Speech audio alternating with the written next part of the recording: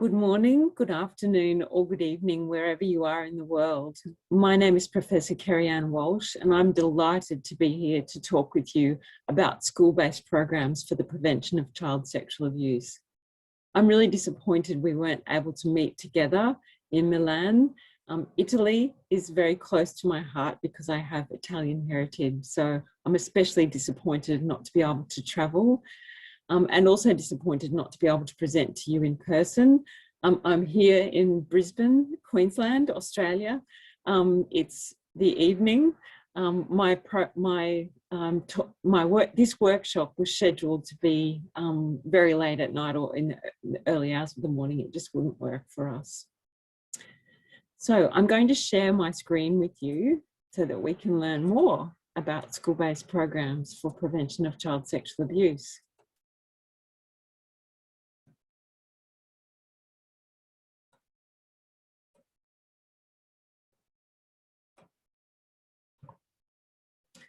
I acknowledge the traditional owners of the land on which QUT, my university, stands.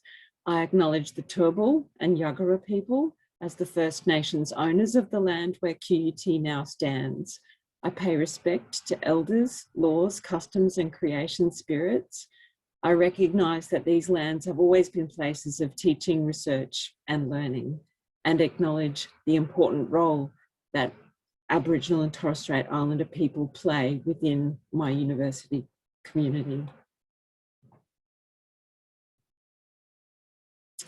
I also want to acknowledge the research funding that I've received to do the work that I'm going to talk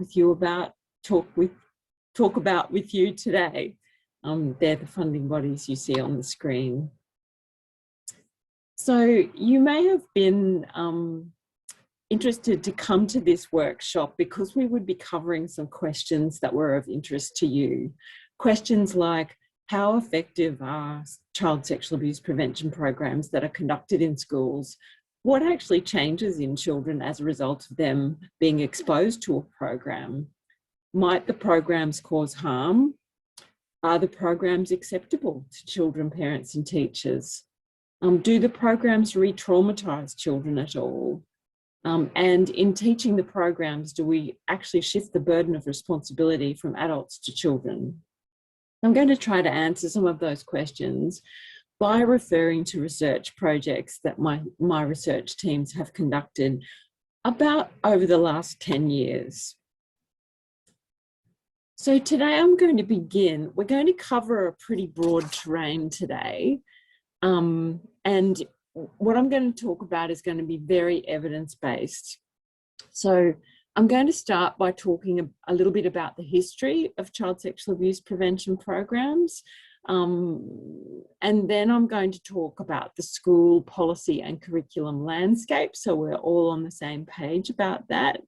I'll use some of our research to talk about how wide, who do the programs reach. I'll talk about program effectiveness. We'll talk about some of the characteristics of effective programs. We'll talk about feasibility and acceptability of programs, and then we'll focus on some emerging issues at the end. So I really like learning about history, and the history of school-based sexual abuse prevention programs is a really interesting one. This history began back in the 1970s, when two things happened almost simultaneously. One was that David Finkelhor and his teams started to research victimisation, and their first data was collected in the 1970s. Almost simultaneously with that, rape crisis centres in the US began conducting talks in schools for adolescents, and that was prompted by a very specific event that involved the rape of a child in Columbus, Ohio.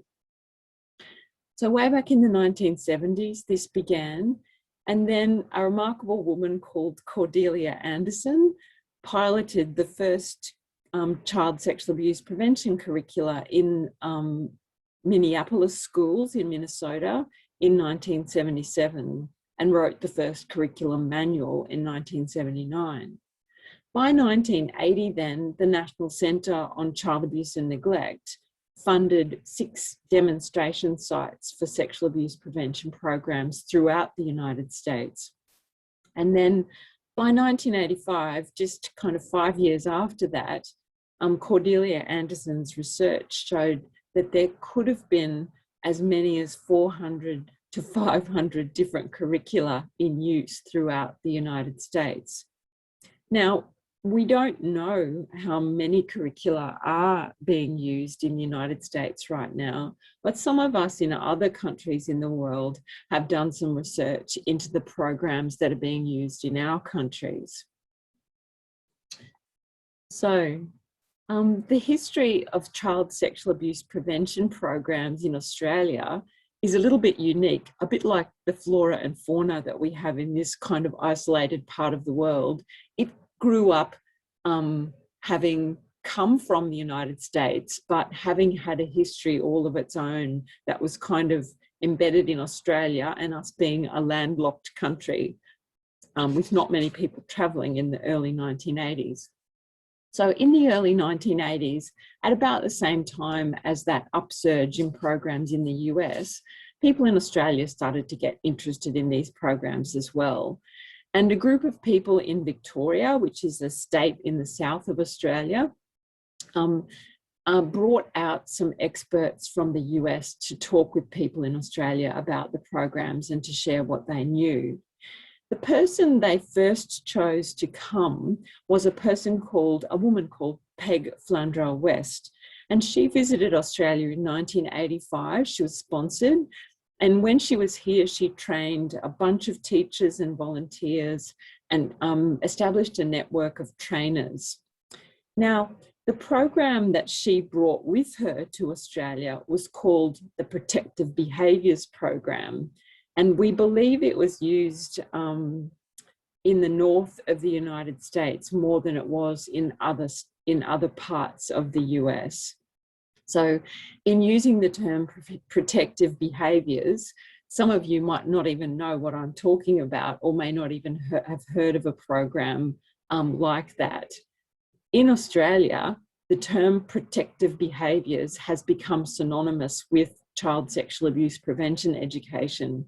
So a lot of people here use that term colloquially to refer to all sexual abuse prevention programs, when in actual fact, those programs were generated from this one original program that first came to Australia.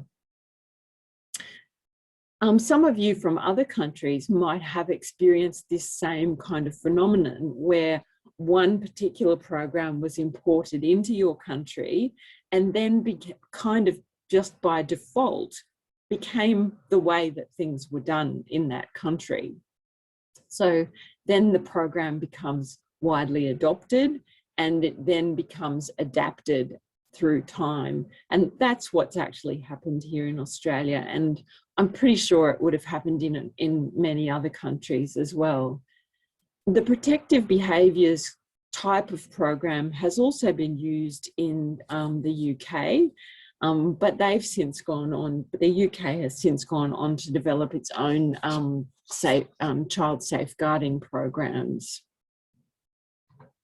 So if I was with you in the room, I would ask you to break up into some small pairs or groups of 2 or 3 and talk about what you know about the history of sexual abuse prevention education in your country. So if you are sitting with a group of people listening to this presentation or working through this presentation, please pause now and do that.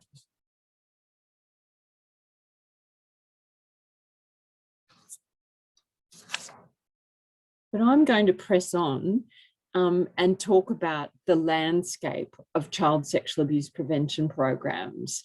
And I'm going to use Australia as an example, but you will be able to see parallels with how things might work in your country. So I'm calling this a program landscape because there's not just one program, and in no country in the world, I think, is there just one program or one way in which sexual abuse prevention program reaches children in schools. So in Australia, and it might be the case in your country, there is a national curriculum. We call ours the Australian Curriculum, Health and Physical Education.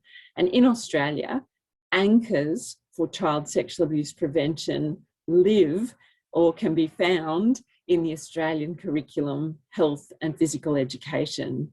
And that's because, you know, topics around safety and healthy relationships and some of sex education, what you might call sex education, belong in that curriculum. So we have anchors for it there. They are pretty vague and a little bit hard to find, but they're there if one looks for them.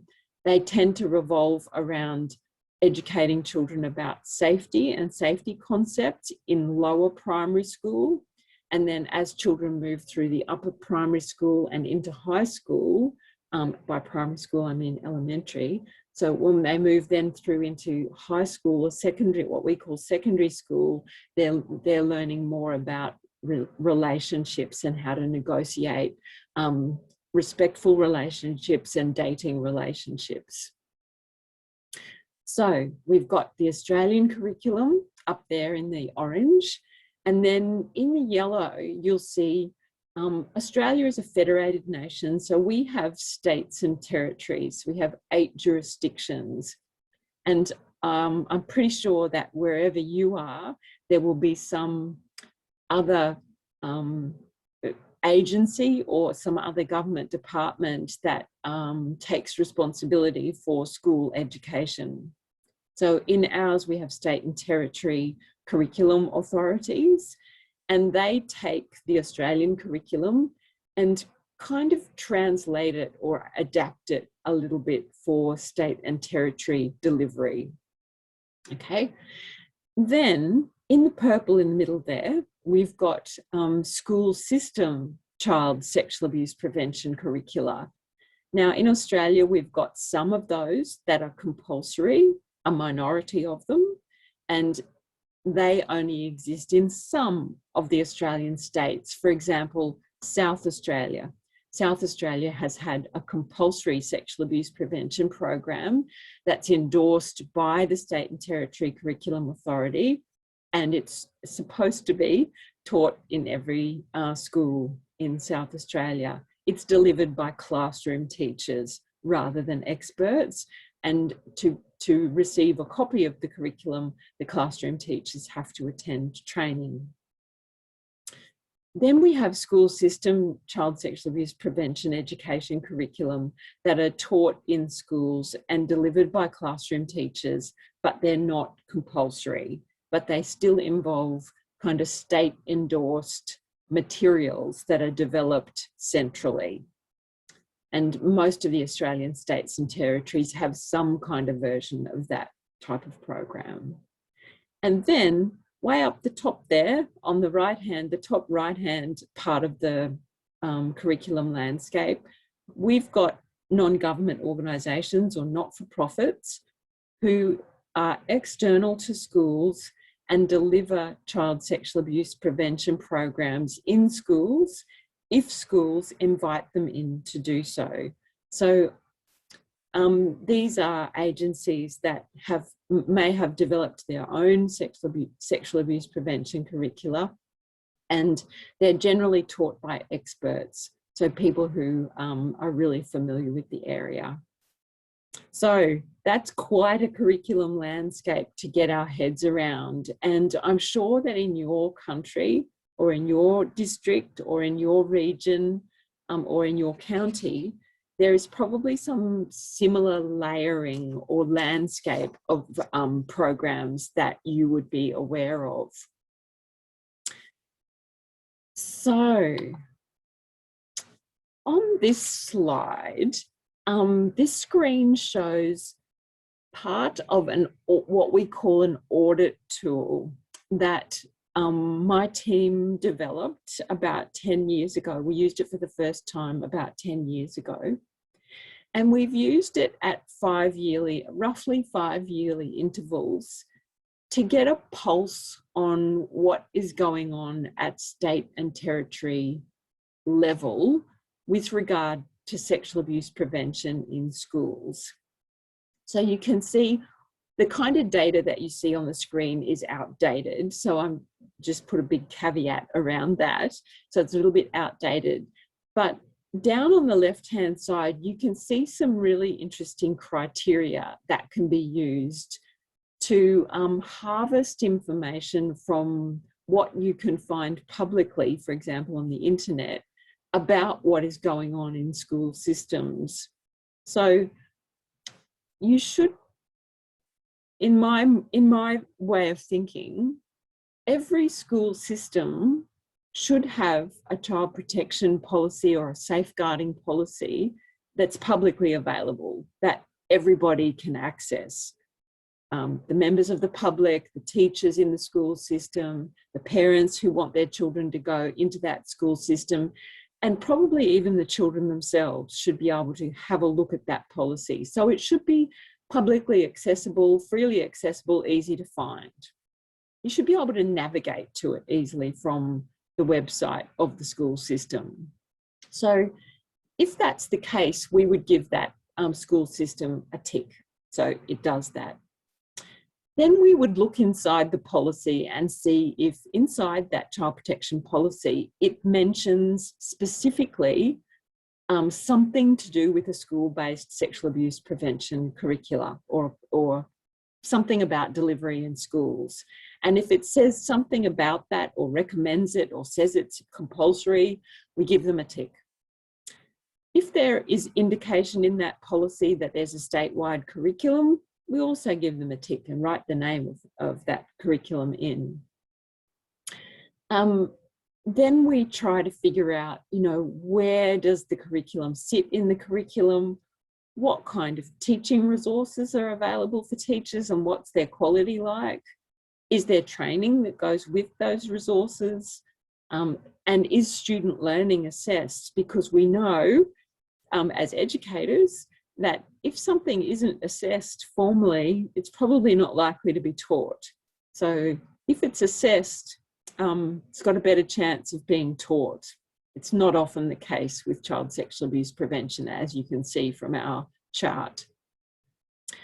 Then we look at things like the partnerships that go with the provision of child sexual abuse prevention programs, like whether the program requires parental permission for the program to be delivered, whether parents have the option to withdraw their children from the program if they desire, whether information is delivered to the parents about the program and when it's going to be delivered, and whether there are partnerships with other agencies around the school when the program is going to be delivered, because we know that when programs are taught in schools, there are likely to be disclosures, there is likely to be some need for programs to link up with other agencies outside the school to ensure that the children are safe and to ensure that child victims in particular are getting the help that they need. So this kind of an audit tool has helped us over the years to keep to get a gauge on what is going on at school and system level. And we devised that audit tool and we've written about it. It's in a list that you'll see of references that appear at the end of the presentation. But we devised that audit tool by looking at the literature and really going in depth into the literature on child sexual abuse prevention that had been done. So I put that up to offer it to you as a way of being able to figure out what's going on at school and system levels. And some of you may be interested to look further into doing something like that in your country or your jurisdiction or in your region, your district or your county.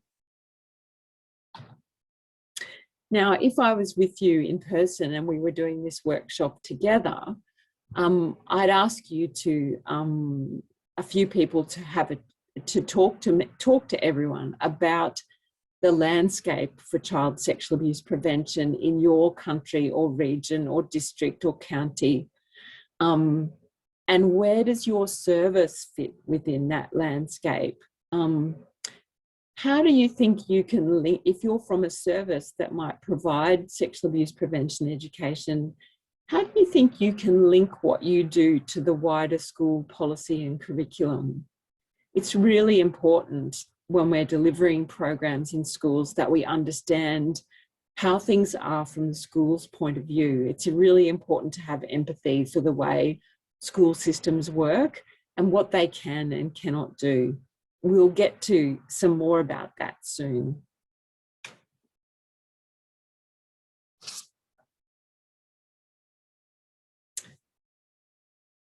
So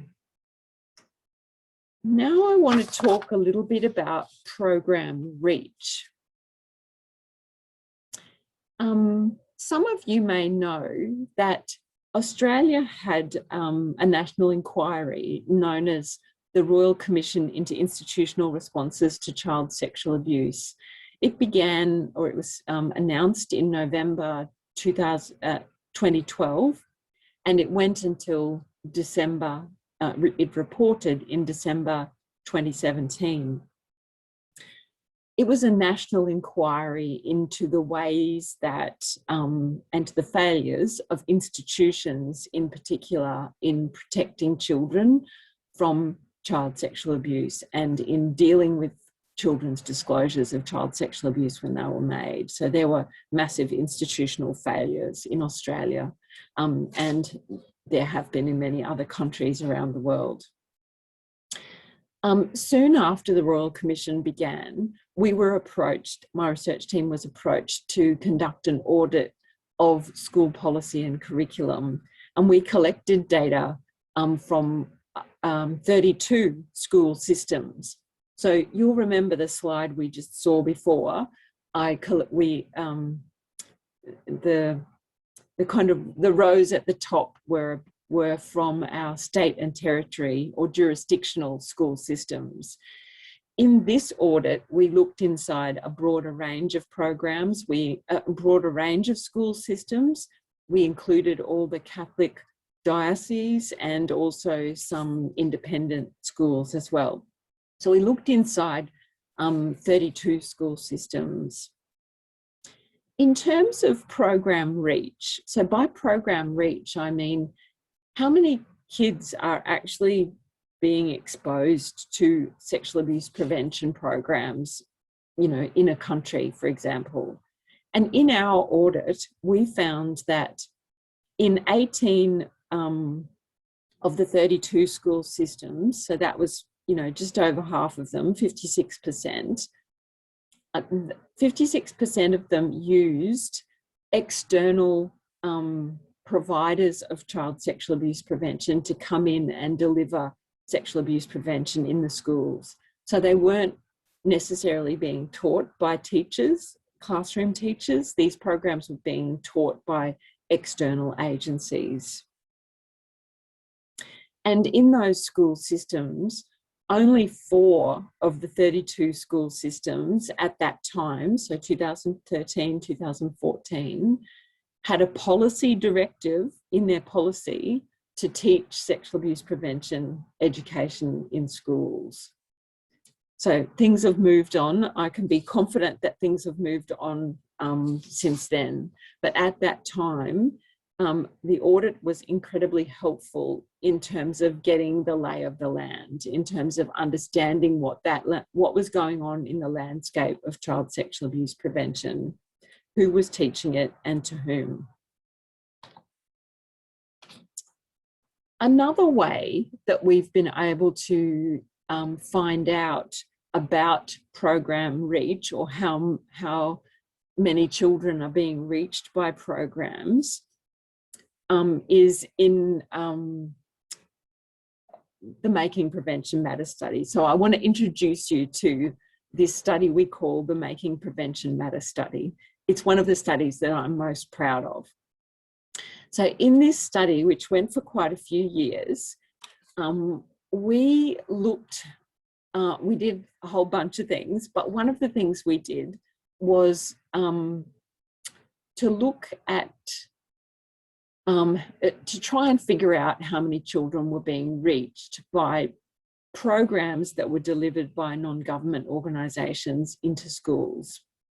And we found out that about 26% of Australian children were receiving an NGO-provided sexual abuse prevention program in the school.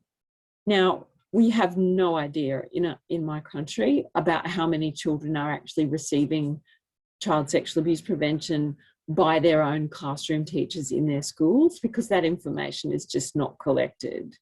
But we do know that 26% of Australian children were receiving a program from NGOs. And remember that the NGOs are experts in providing this prevention education in schools. So that was very interesting. We supplemented that information about program reach by also looking at parents. This is another way for us to figure out what's going on for children in terms of sexual abuse prevention. So this was a project that went on in parallel to Making Prevention Matter, and it was called the Paperbark Project.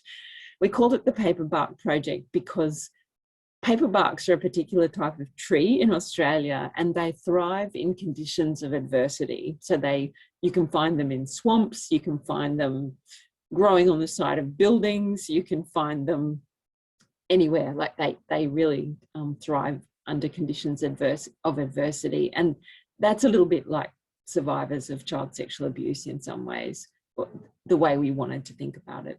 So in the Paperbark Project, we asked a sample of Australian mothers if they had talked about sexual abuse prevention with their children. We also asked them what they thought about school-based sexual abuse prevention programs. And we asked them if they remembered having attended a program themselves when they were at school, which basically none of them did. So what we found was that the mothers who were more likely to have had talks with their kids were mothers of only children, so sole children. They were married or living with a partner, and they had children in the age range 5 to 12 years. It didn't matter what the gender of the child was. So this is a fairly educated sample of Australian mothers. So it's biased in the extent that we can't apply this information to all parents because of that reason. So their mean age was 36. 57% of them had a tertiary qualification, and 78% of them were from a metropolitan, like an urban area. So 2/3 of that particular sample of Australian mothers had discussed sexual abuse prevention with their kids, which was encouraging. And it was an advance on previous research that had been done in the US that showed fewer parents in earlier years had discussed sexual abuse prevention. And we hypothesised that maybe there are more resources out there at the moment, and maybe it's easier for parents to talk with their kids about sexual abuse prevention because there's so much more available to help out with that. So much more information in the public domain. But we're not sure about that, and more research needs to be done. When we asked these parents to tell us what they thought about school-based programs for prevention of child sexual abuse, they were in favour of them, absolutely. But they wanted to be told when they were going to happen and what the content was going to be, so that they wanted to know that so that they could get in and have a chat with their children prior to the program, so that the program delivered at school wasn't the first time the kids were hearing about it. We thought that was pretty interesting, and it's valuable to all of us when we're thinking about school-based prevention, because it helps us understand what we need to do and how we need to start preparing parents for program delivery in schools. It's been notoriously difficult over the entire history of sexual abuse prevention education in schools to engage parents well. So we do need more research and more ways of being sharing great strategies for engaging parents. So if I was with you in person, what I would ask you to do now is to share some of the strategies that you've found helpful in engaging parents with child sexual abuse prevention. And in your discussions with parents or your troubleshooting with them in your experience, what do you find parents are most concerned about and why? And this makes me think about what we can be doing in programs then to address those concerns. And how do we respond? So I would have you talk about those things together, have us talk about those things together. Now we come to program effectiveness. So what is actually known about the effectiveness of child sexual abuse prevention programs? So when a field has been operating, in action for quite a while, and when there's been, some research done on, individual programs and whether or not they're successful or whether or not they impact kids in schools, we can start doing some really interesting things from a research perspective that involve taking a bird's eye view of all the research that's been conducted and starting to draw some conclusions. We call that kind of research a systematic review. Now, and I refer to it as a bird's eye view because it's like you soar high like an eagle and you look down on the landscape of everything that's going on and everything that's been done and try to draw some conclusions. And you do that in a very structured way. So my research team conducted one of these systematic reviews, and we tried as hard as we could to find all the studies that had ever been done on school-based sexual abuse prevention programs. So we had to commit in this research to taking the good, the bad, and the ugly. Okay, we couldn't just choose the studies that we liked or that had findings that we liked. We had to look at it all. Okay, so we had to be neutral. We had to check our bias. So when we had all of those programs, all of those studies collected, and there were thousands, we chose the highest quality ones. So we chose only those studies that had the strongest evaluation design so that we could ensure that those studies were of the highest quality, because it's no use basing evidence about this area or in such an important field on poorly conducted studies or poorly implemented programs, okay, because they've got faults that we would want to avoid. Okay, so we looked at the strongest evidence, the studies that had been most rigorous, the studies that had been most unbiased, and then we subjected those studies to a whole lot of scrutiny. In the end, we found 24 studies that met our threshold for inclusion in our review. And we found that these studies typically looked at 4 outcomes for children, and these were the following. So you might not be surprised to know that they looked at knowledge. So whether children learned factual knowledge from the programs that they experienced, that they were exposed to, and whether they could then apply that knowledge in tests that they were given. Okay, so this in evaluations, this was done in programs by measuring what children knew or could recall in factual tests or quizzes. So in 2 ways, factual tests and quizzes, and also applied tests and quizzes. So factual tests and quizzes were like true, false, multiple choice answers to factual questions. The applied knowledge questions were scenarios where kids had to respond to what Sandy Wertelli has very aptly called what if situations. So what if this happened, what would you do? Or what if this happened, what should she do? Or what should he do, or what should they do? So scenarios or vignettes. So knowledge is one of the key outcomes that has been assessed in these programs, and it's really important. It doesn't, knowledge isn't a proxy for actual prevention, but children need to have learned something to be able to apply those concepts. So knowledge is very important, and every teacher knows it's one of the things that teachers teach is knowledge. Okay, so these programs assessed children's, these evaluations assessed children's knowledge. Some of them also assessed self-protective skills, and they measured this in an independently scored simulation test. So this was done by, I think, around about 3 studies in the United States, and it's recently been done by a study by a group of researchers here in Australia.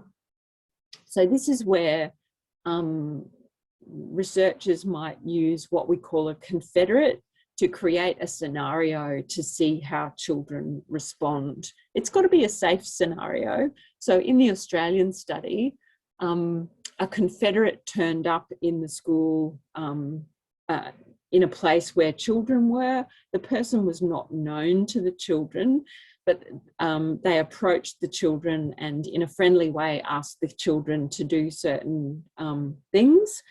And then they tested whether the children, when they returned to their classroom, told their teacher that this thing had happened. So it was the confederate, so the self-protective skill there that was being tested was help seeking, like whether, and information sharing. So whether the children would tell the teacher that something strange had happened. So it's, again, it's not, it's a proxy measure for what children might do if they were exposed to an actual threat situation. The third outcome that was often measured in the programs is parental or child anxiety or fear. So a minority of programs, actually, I think it was only 1 or 2 looked at parental anxiety or fear about the programs, but quite a few looked at child anxiety or fear. And then they also looked at disclosures. So after the children were exposed, or during or after the children were exposed to the programs, were there any disclosures made to teachers or to program providers and so on? So what did this big review that we did show? So it showed, basically it showed that school-based sexual abuse prevention programs of the type that were included in the review were effective in increasing knowledge, increasing protective behaviours skills. They didn't seem to cause more fear or anxiety, and they may have resulted in more disclosures. So I'm just going to unpack that a little bit more. So when I say school-based sexual abuse prevention programs of the type included in the review, I mean so there were 15 discrete programs that were evaluated in the 24 studies that we looked at. So the 15 programs were, some of you might be familiar with some of them. Some of them may even not exist at the moment because some of the studies were actually quite old, so from the 1980s.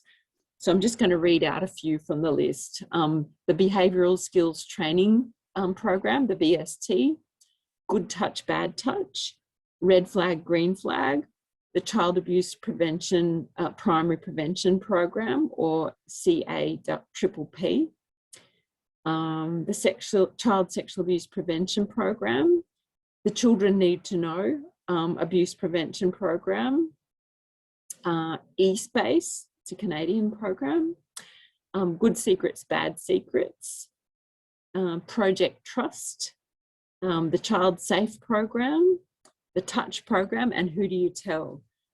So that's just, there's some names of the programs that were there. Some of, as I said, some of them may not exist anymore, and some of them may not exist in the form in which they were evaluated. So I just say that as a caution.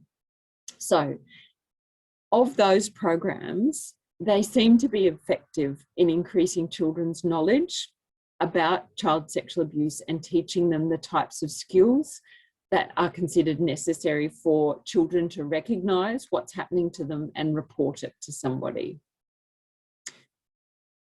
The knowledge gains that the children make when they are exposed to these programs seem to still be present 1 to 6 months later.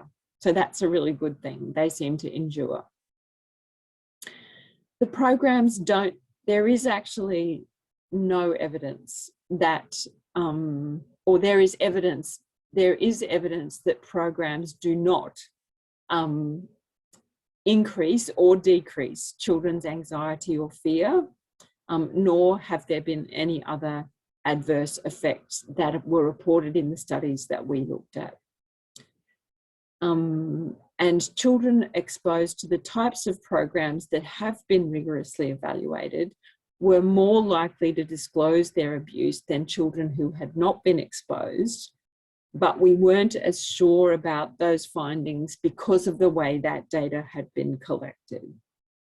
So we need to know more about whether programs result in actual disclosures. So, can we quantify exactly how effective these programs are or were, those programs that we included in our review? How effective are they actually in the spectrum of what we consider as effective for an educational intervention? Now, up on the screen, I'm showing you a gauge, if you like. And over on the left-hand side of the right-hand side, sorry, of the gauge is the zone of desired effects. It's in the green. So the threshold for that is 0.4. So just doing a quick lesson in effect sizes here. If the effect size of an educational program is 0.4 or above, it's in what we call the zone of desired effects. So it's in the zone where we think it's better than doing nothing with kids, if it's got that effect. And this idea of a zone of desired effects comes from work that was undertaken by John Hattie. His book is called Making Learning Visible, where, and in that book he talks about all the key things in education. So he's not concerned with child sexual abuse specifically. He talks about all the things that we do in schools and which things are actually more effective than others, right? So he came up with this idea about the zone of desired effects. So if we apply that idea about the zone of desired effects to quantify what was found in our review, you can see there on the right-hand side of the screen, there's a thing called the SMD, which is the standard mean difference. It's 0.78. So if you transplant 0.78 over onto that gauge, it's way over in the zone of desired effects. So in terms of knowledge outcomes for kids, sexual abuse prevention programs do have an effect that we would want to see in children in schools. And that effect exists up to 6 months after they receive the program. So that's a tick, that's a good thing that the programs and the evaluations were able to show that the programs have a strong effect a very healthy effect on children's knowledge. In terms of self-protective skills, you'll see the SMD, if we shift, is 0.45. If we plomp that, if we pick that up and put it over in the zone of desired effects, it's only just across there in terms of being in the zone, but it's in the zone. So it's not as strong, but it's still okay. And it shows us that children, it's probably still worthwhile, children doing a program than not doing it. In terms of parental or child anxiety or fear, we don't have an effect size for that.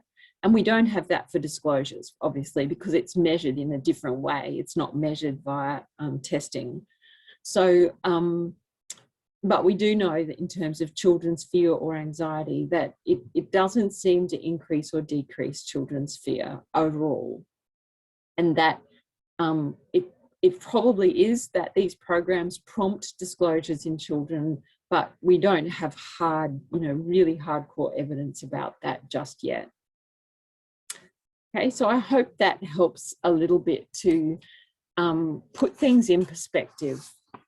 Now, one of the questions that you might have right now is a typical question, and it's one that I still have as well, is whether increases in children's knowledge and self-protective skills, so for example, if they respond to knowledge tests and if they can answer what-if situation scenarios very well, does that actually translate to something that will protect them in the long term from child sexual abuse?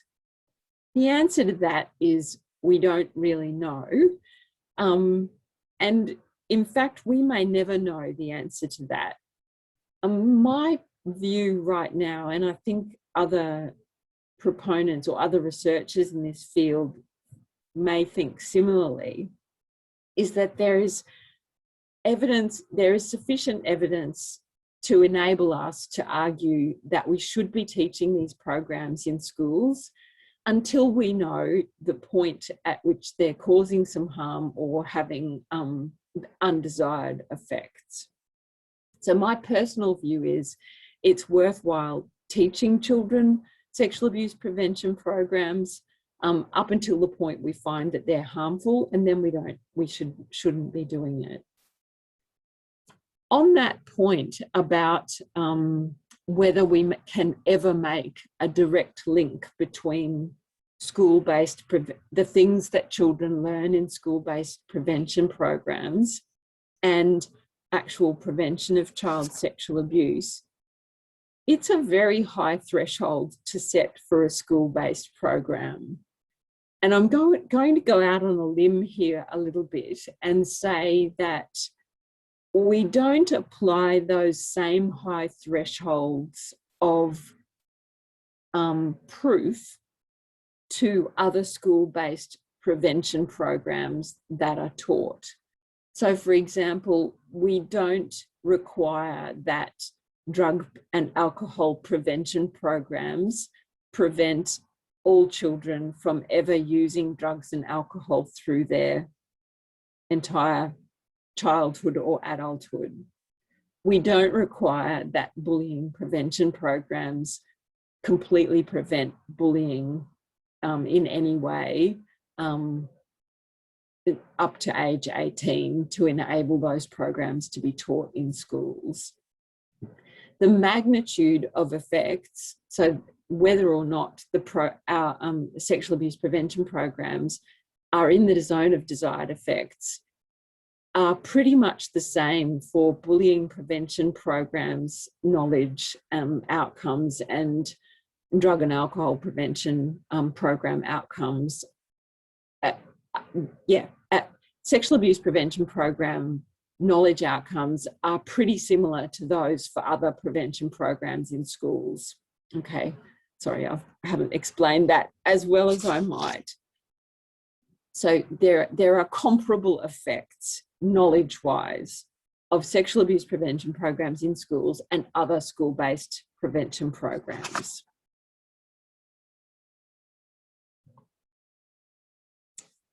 Okay, so now we come to what are the characteristics of effective programs and whether we can put our finger on some of the hallmarks, if you like, of what's going to make a program, or what might be things that need to go inside a program to give that program the best chance of having the desired effects that we want.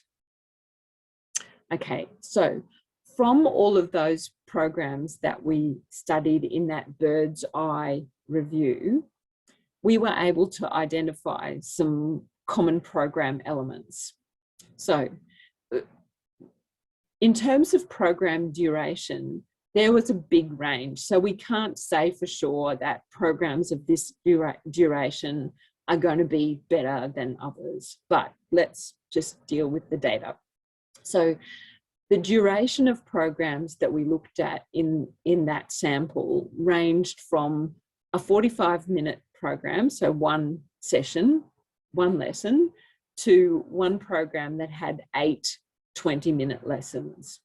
Now, any teacher is going to tell you that the more depth you can go into on a topic, the more learning is going to happen. So logically, it makes sense that a longer program is going to have more effect.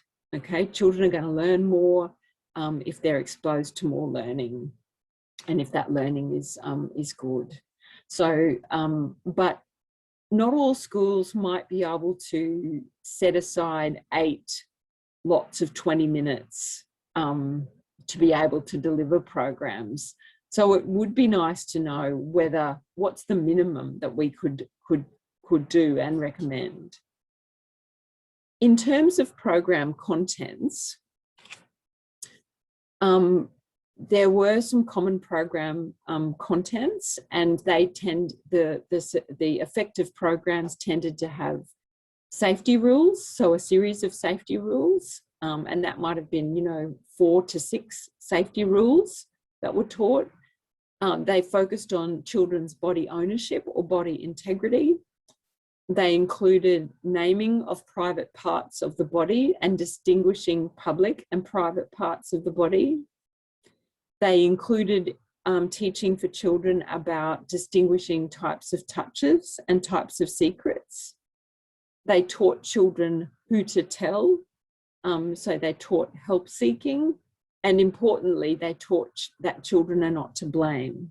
Okay, so we know from survivors that children are not to blame is an important element that needs to be in there. Okay, so if programs have cover those kinds of contents, they're more likely to have those desired effects than programs that don't have those elements. And we found as well in our bird's eye review that there were some common teaching methods that we used. And these are things like children rehearsing, having practice, doing role plays, having discussions with each other and figuring things out, and being given feedback. So it's kind of like a suite of teaching strategies or methods, or teachers call this pedagogy. These are pedagogies that we use that are effective in teaching a whole range of things, but are going to be effective when we teach sexual abuse prevention programs.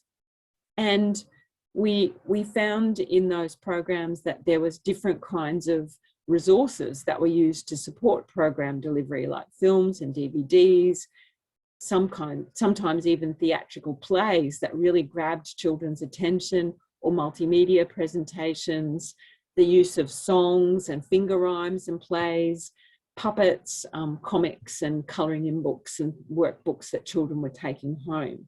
So a whole range of things there that when I present to teachers, they kind of roll their eyes because they know that all of these things work with children. But those of us who are outside of education may not immediately think about this whole range, or all of these suites of skills and pedagogies and curricula that we can use to deliver this material to kids. that's going to give us a better chance of it being more effective, and also being something that children want to engage with when it, you know, hits the spot for them. So if I was there with you, I would ask you to talk about the characteristics of a program that you have used. You know, some of you may have encountered programs that have content that you have questions about, and it would be good if we had been able to discuss that. What is the duration of the programs that you're familiar with? What are their contents and methods, and what formats and resources are used?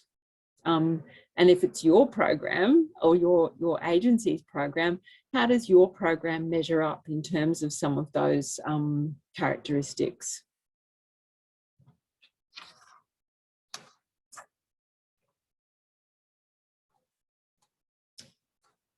Okay. So those program characteristics that we've just been looking at, and I asked the question, you know, how does your program measure up against some of those characteristics? Having identified, in our bird's eye review, having identified some of those characteristics of effective programs, having that information then enabled us to do something else. So getting back to the Making Prevention Matter project, part of what we did in the Making Prevention Matter project, which was about Australian programs, is we actually wanted to look inside every sexual abuse prevention program that was currently being used in schools, actually in elementary schools. So we had to draw a ring around it, a boundary around what we were looking at in primary or elementary schools. We wanted to look inside them to see if those programs contained those curriculum elements, you know, like different types of touches, different types of secrets, distinguishing public and private parts of the body. Did they include those things? What kinds of pedagogies were they using, and what kinds of resources or other things did they wrap around the program when they delivered the program in schools? So we wanted to know those things, to look inside the programs. So what we did was we developed some checklists and other, you know, checklist items, and we inserted those into a survey, and we asked all the program providers around Australia to complete that survey for us. They were incredibly generous and incredibly forthcoming and cooperative. We just couldn't thank them enough. They're an amazing community, the prevention program providers in Australia. We've had several forums where we've been able to come together and work on uplifting program quality. And this Making Prevention Matter program project was kind of part of that. So what we did was we looked inside the programs, and then we provided feedback to program providers. So on our checklist, we found that the majority of programs always or often covered 13 of 19 content items, and 5 of the 7 items for which there was strongest evidence of effectiveness. So that was pretty good, we thought. The programs weren't doing too badly, but there were some areas in which they could improve, and they were willing to do so. But we found also that only about 1/3 of the programs so 1/3 of the programs actually never covered things like identifying correct anatomical terms for private parts of the body. 1/3 of them never included anything about online safety or online safety in the use of technology when it comes to sexual abuse. 1/3 of them never really mentioned that abusive touch might sometimes feel nice. And 1/4 of them never covered perpetrator strategies like grooming and so on. So by looking inside the programs, we were able to provide some feedback to programs and to you know, have them look inside their own programs and see whether they could make some tweaks or include some further things in their programs to strengthen them. Most programs always or often used appropriate pedagogies to teach programs like modelling and rehearsal and practice and feedback, which was great. We didn't see programs in Australia doing lectures to kids, which just doesn't work. Like, if I could just be really clear, lecturing children or doing you know, a school assembly hall PowerPoint presentation is just not going to work. It just doesn't have the kinds of pedagogies that we need children to have to be able to learn the principles and practices for prevention. A high proportion of the programs in Australia always or often use things like games and posters and photos or drawings and resources like picture books and stories to engage children and teach the material. So it was a pretty good news story in some ways, what we learned, but there were some areas in the Australian programs that really could be tweaked a little.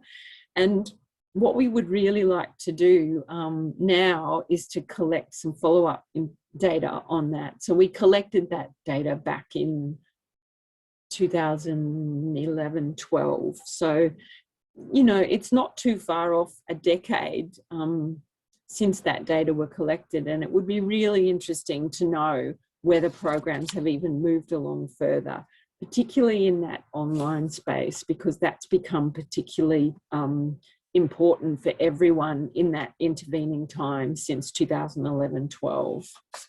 You know, there's been a real uptick in the use of smart devices by kids and the internet. Okay, we're going well. So one of the other areas that I wanted to cover with you was this notion of feasibility and acceptability of programs.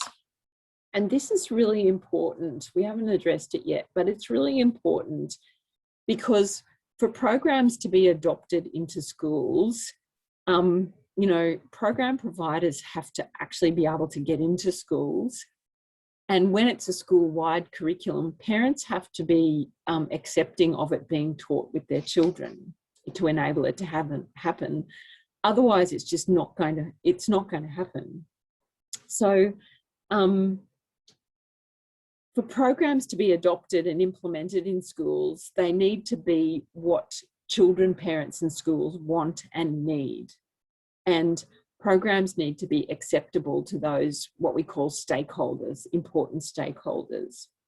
But there's virtually no research about, recent research about the feasibility and acceptability of programs. It's no use looking back in time at feasibility and acceptability, because unless programs are exactly the same as they were back in the 80s or the 90s or the early 2000s, which I hope they're not, you know, that information becomes obsolete very quickly. So we really need to keep asking this question when we do evaluation studies. We actually need to build in feasibility and acceptability data collection. Also, if we take seriously the International Convention on the Rights of the Child, we need to also ask children if the programs are acceptable to them, and we need to be prepared for what they might tell us. That's really important. One of the program providers that I'm working with in Australia at the moment are doing just that. They're asking kids what they want and need for safety programs. And I really take my hat off to them. So, yeah, we need programs to be acceptable, because schools, even to get into schools and for schools to create room in the curriculum, you know, evidence-based schools are asking themselves these three questions before they introduce anything extra into their curriculum. They ask, Do you have evidence that what you're asking me to do actually impacts student progress or student well-being or student outcomes? They ask also, if something doesn't directly contribute to the quality of our teaching and learning interactions, is it really needed? So if it's not going to enhance student-teacher relationships, should we really do it? And they also ask, could there be equally effective approaches that will take less time? So child sexual abuse prevention programs nowadays are in a situation where they have to compete for what they call curriculum real estate. So there's a term for you, real estate in the school curriculum. So they need space and time in the school curriculum to do this work. And having programs that are known to be effective and of the highest quality are one of the ways that we can answer that very first question that schools have. In a crowded curriculum, the most prevalent barrier to uptake and use of any kind of prevention program in a school will be that there's insufficient time in the curriculum to fit it in. So that is across the board, whether it's sexual abuse prevention, whether it's bullying prevention, whether it's fire safety, whether it's water safety, whether it's gun safety, alcohol, drug prevention, suicide prevention. The barrier that all programs face is the crowded curriculum. So we are, and we're in the a terrible position of having to compete even with other school-based prevention programs, which is really not okay. One thing I'd like us to talk about later is whether we could be looking at what are the common elements across those programs. And I've got a very strong view about this, so I may as well talk about it now. But across all of those programs that I've just mentioned, one of the key elements is help seeking. And I think that if we were to teach help seeking as a primary, basic classroom practice, whether it's about how we learn subtraction or multiplication, or how we learn about past participles, whether we learn about, preventing bullying or cyberbullying or sexual abuse prevention, help seeking is something that might go across all of those and be common ground that we could find together.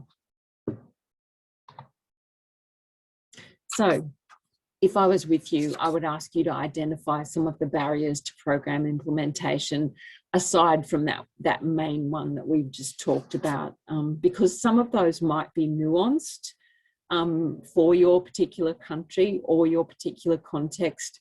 For example, if you work in a faith-based system or faith-based schools, there might be some very nuanced barriers to prevention programs that you might need to address in very careful ways. Similarly, if you're dealing with particular cultural or ethnic groups or children with disability, or children who might be gender questioning, or diverse in other ways, there might be some barriers to program implementation that you might be aware of and might have been willing to share.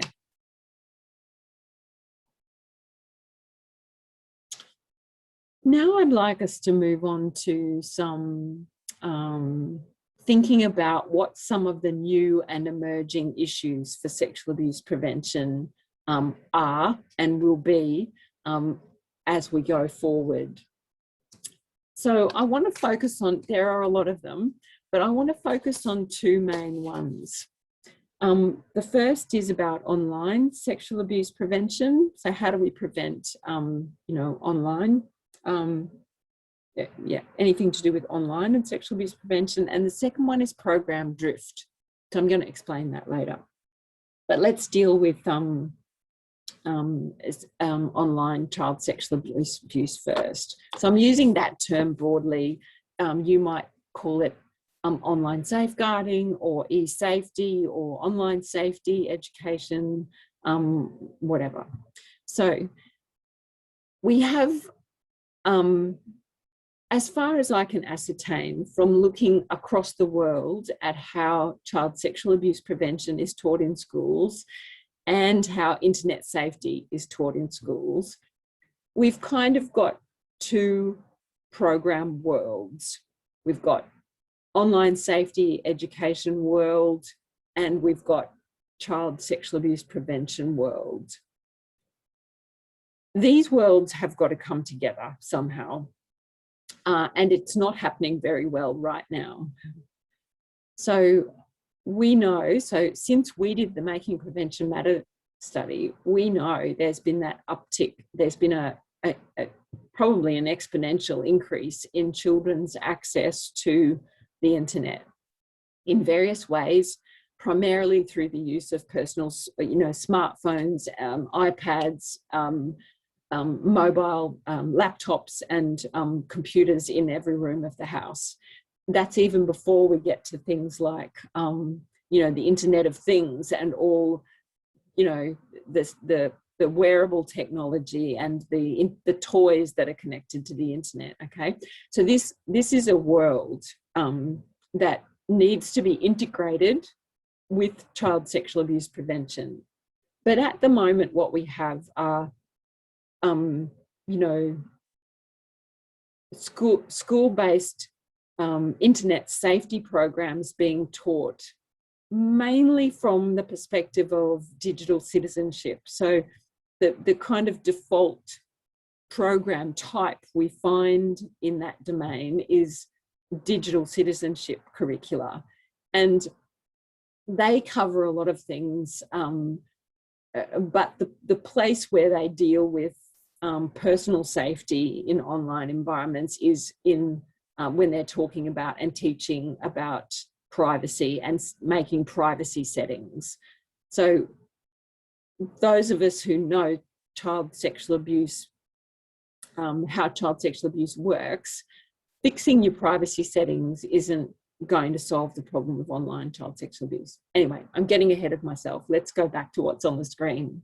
So we know that in the last 10 years in particular, children have been exposed to a whole range of online risks that we could classify as sexual abuse, like online grooming, solicitation, exploitation, sexting, image-based abuse, the involvement of children in the making of child exploitation material, and of course, children's exposure to pornography. And by that, I mean adult pornography that should only be seen by adults, that children are able to access via the internet. So children are exposed to a whole lot of risks that can be classified as child sexual abuse, and they're exposed to those risks in the online environment. Now, for children, as adults, depending on the age of if you're an adult, we tend to think of the world as there being, the online world and the offline world. But for kids, it's just the world. They don't perceive a difference between the online and the offline world. So it's just their world.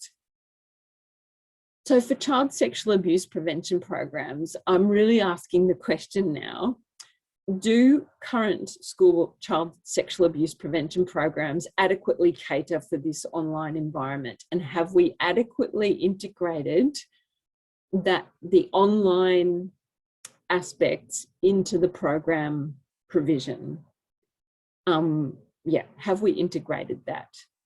I actually don't think we need separate whole programs that just deal with online child sexual abuse. And my colleague, David Finkelhor, who you all will know and who has written extensively about child sexual abuse over decades, and over the last 10 years has also been writing about child sexual abuse in online spaces. His view is that we shouldn't be thinking about online and offline separately, because the risk factors for both are pretty much the same. So he says, and I'm going to quote, most prevention education programs on internet harms are best carried out through integrated and comprehensive programs that focus on both offline and online risks and dynamics conjointly. So we need to focus on it together rather than separately. And there are 4 reasons he gives for doing that. One is that most problems described as internet harms are actually manifest in both online and offline environments, okay? So for every online issue that kids encounter, there's an offline kind of context that goes with that as well. Number 2, so far, offline harms are actually more prevalent than online harms so far, okay? So children are still at greater risk from, you know, things in their close environment, okay? So, and people in their close environment. So far, so that's the caveat. That may change in future, but so far. The 3rd thing, the risk factors are very similar for online and offline harms. And you can read about this in some of the work that David's done.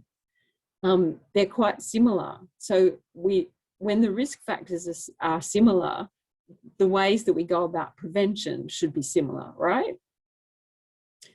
And the evidence base for prevention effectiveness is actually better so far. So we have stronger evidence of effectiveness for offline programs than we do for online programs. So what we should be seeing for online programs is they should be drawing out all those effective features, all of the effective features that we know work in school-based prevention, and that might be school-based prevention more broadly than just child sexual abuse prevention, but all the things we know about school-based prevention efforts, draw on those, draw them out of the offline context and into the online context, because they will probably work. We can at least know as a starting point that they will have the best chance of success because they've been proven to work in other contexts. So I'm going to argue with David that that is a starting point, that we need to be having comprehensive programs that merge these areas, that look at them conjointly rather than separately. Now, I'm going to have a little word here about digital citizenship curricula. And my comments on this are largely derived from David and other people's work, not my own.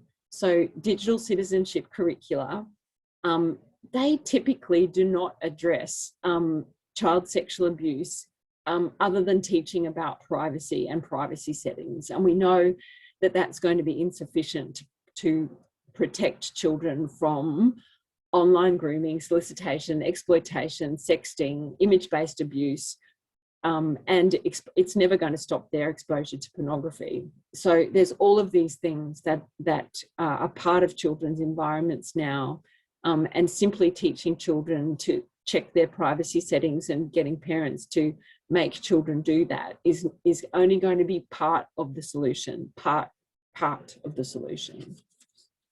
Okay, so I hope I've said that strongly enough. So those of you who teach child sexual abuse prevention need to be talking to those people who provide e-safety programs in schools and talking about how you can work together to create additional modules in programs and exemplars that you use in your programs include online problem-solving activities and exercises for children to practice in these programs and make it real for them. Okay, at the end of the presentation, there's a list of resources that will help and has reference to some papers that you might find helpful on that point. The second new and emerging issue I wanted to raise was this idea of program drift, because it's kind of related to the previous point. And it relates to this tendency that we have to adapt programs.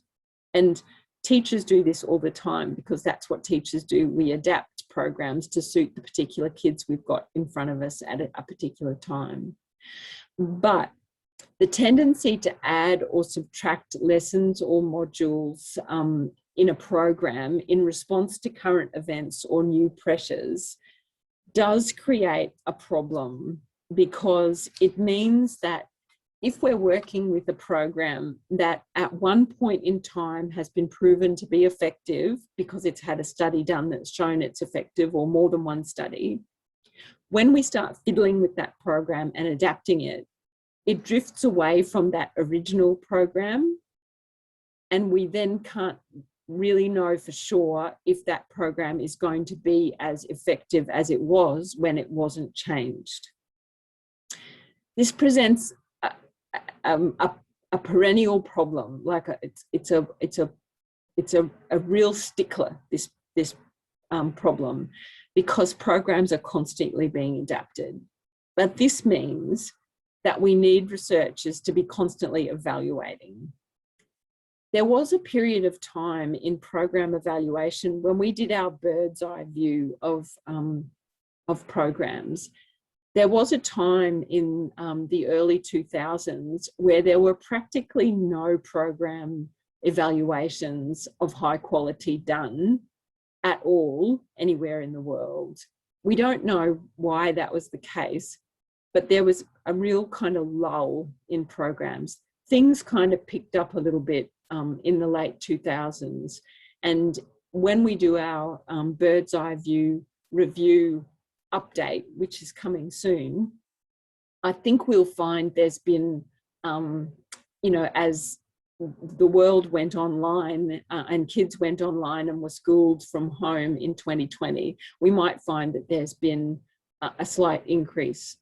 I hope I find there's been more programs that have been evaluated when we come to do our next review. Why I'm making that point is to say that we can never stop evaluating these programs. We can never say that we've arrived at a point where we know these programs are effective, end of story, let's just do it and get on with it. Because we're going to need to adapt programs in response to things like online, the need for online safety components to be added to programs, and online contexts to be added to the way in which programs are delivered. And this happens, another way that programs can drift is that, something happens in our local context or in our orbit, and schools get on the phone to us, if you're a program provider, and they say, we've had this terrible instance of bullying.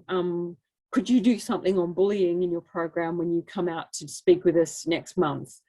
Because we really need something about that. Or we've had some terrible instances of dating violence. We need you to do some respectful relationships education when you come out to speak to us next term. And at the moment in Australia, every school is on the phone to program providers asking for something called consent education, because Australia has had almost like a second wave of the Me Too movement, where it's been revealed that, a second wave of Me Too, where the lack of consent in sexual activity with teenagers and young adults has been revealed. So governments are very keen to have prevention programs now include something about that consent, teaching about consent. Okay, that's just an example, and I kind of say it humorously, because teaching about consent has always been a small part of sexual abuse prevention programs, but providers are finding they're going to need to amplify that to give them entree into schools. So they're not going to get into schools unless they include something about consent education. And this is what I mean about program drift. The program then starts to drift away from what it was originally intended to be, and it becomes something maybe quite different. And if a program tries to be all things to all people, then it ceases to become what we would call a sexual abuse prevention program and actually becomes some other kind of hybrid program. And we actually we don't know what the effectiveness of very loose hybrid programs are. We don't know even what they are targeting to prevent. So that's another thing we have to be really clear. What are we targeting to prevent? And that helps guide us in terms of what we include in our programs and how we change them or leave them the same. I'll just quickly cover where the gaps are in the evidence, just to be completely transparent. So what we don't know and what the evidence can't really tell us at that bird's eye level right now is the best way to deliver programs. And I'm really interested in this because on the one hand, I would like every classroom teacher to be empowered to include sexual abuse prevention education in their everyday practice, like with the kids in their class. But I also recognise that not all teachers are well equipped for this. Not all teachers are comfortable. Some teachers don't feel safe teaching that content. And there may be a place for specialist teachers. When I've been out to see specialists deliver content in schools, I'm blown away by the kind of skill they have and the energy they have in engaging children in the subject matter, and the incredibly creative pedagogies that they use when they're doing this work in schools. I'm full of admiration for it. And I think there really is a place for specialist delivery. But I don't know, and the literature can't tell us yet, whether specialists, programs that are delivered by specialists are more effective, or whether it's better if we embed it in classrooms and just allow classroom teachers to do it. I suspect that we will need to train teachers to do that, because like many things, we're not born knowing how to do these things. What we also don't know is what and how children prefer to be taught about sexual abuse prevention, because we don't normally ask children about that. So anything, if there are researchers that are part of this workshop, if there are ways that you can find to ethically ask children about that, how they feel safe, how they prefer to be taught, that would be great. There are a couple of really terrific studies that were done with children in extremely ethical ways that were part of Australia's Royal Commission into Institutional Responses to Child Sexual Abuse. And if you Google that Royal Commission, you will find a link to some research projects. And if you will be able to make your way from the headings that you'll see there to those particular studies. And they were done really well, qualitative mainly, but asking children for their views and in a participatory kind of way, not in a tokenistic way. We don't know how many children are exposed to sexual abuse prevention programs. Maybe you have ways that governments ascertain that in your country. I'd love to know if there are ways that you've found of determining that, if you have found ways to do that. We also don't know if child sexual abuse prevention programs of the types that are currently delivered in schools can prevent perpetration as well as victimisation, because we haven't really had a focus on perpetration prevention as well as victimisation prevention. And this is something that colleagues at Johns Hopkins University, Elizabeth Letourneau and her colleagues have been really interested in trying to figure out how we can do perpetrator prevention better. And that's something that I'm really interested in as well. And it would be interesting to measure that better in program evaluations going forward.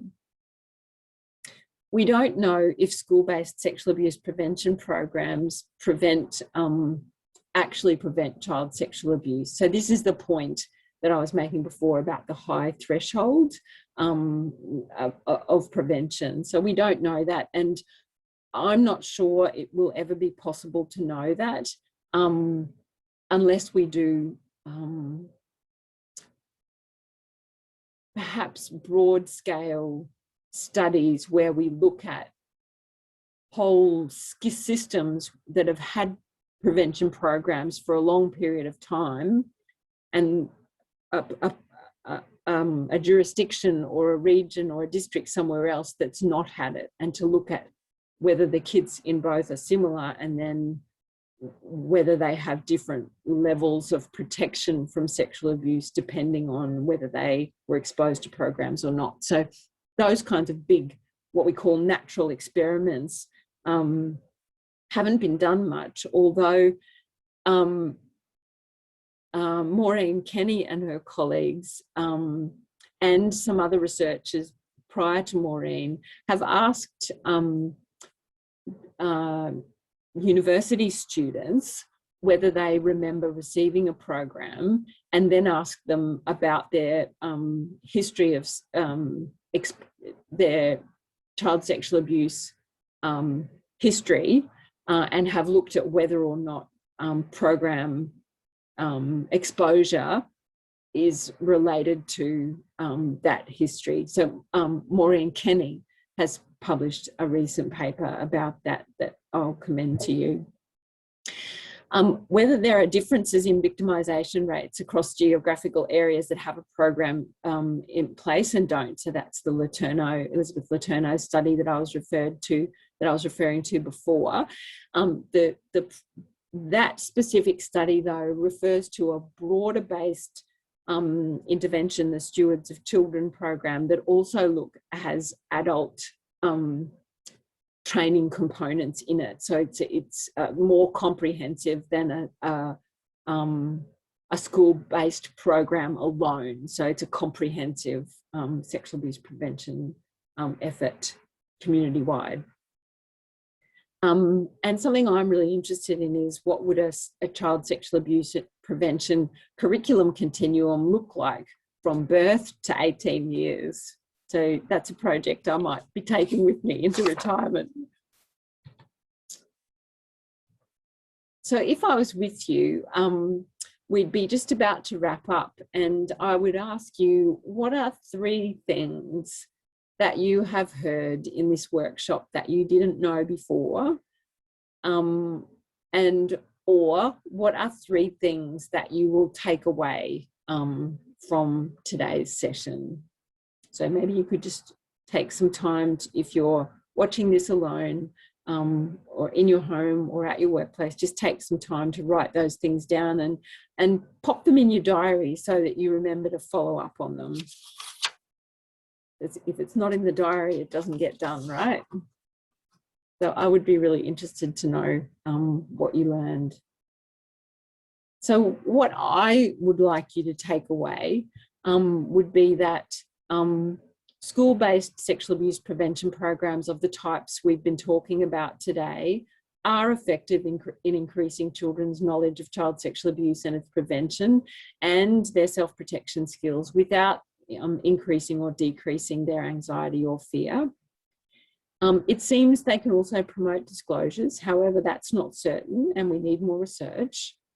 And programs going forward need to be built on a really strong model of public health and prevention science. So what I was talking about before, about integrating online safety into child sexual abuse prevention, relates to that broader, what we know about what works in terms of public health interventions and prevention science. And we need to keep coming back to that literature and back to that information so that we can make sure that we don't lose sight of those bigger picture issues or bigger picture characteristics and conditions that need to be present for programs to have the best chance of success.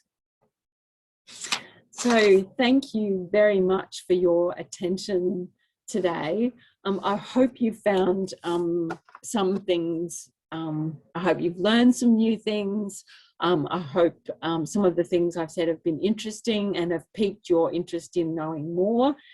If you have any questions, all I can really offer is for you to contact me via email on that email address. I'm pretty much on email every day and I'm good at responding.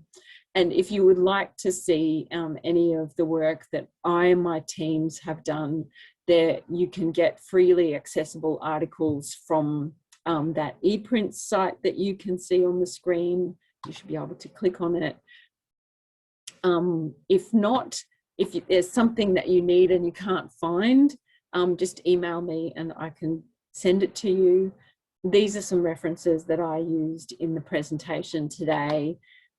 And these are some of the papers that my teams have written. And the first one is one I'm especially proud of that we published last year that David led. So thank you again very much for having me present with you. It's been a great honour and a privilege to have this great time slot, such an amount of time to convey so much information to you, and I'm very grateful for that. So thank you very much, and I hope you can continue to do good work where you are. Bye for now.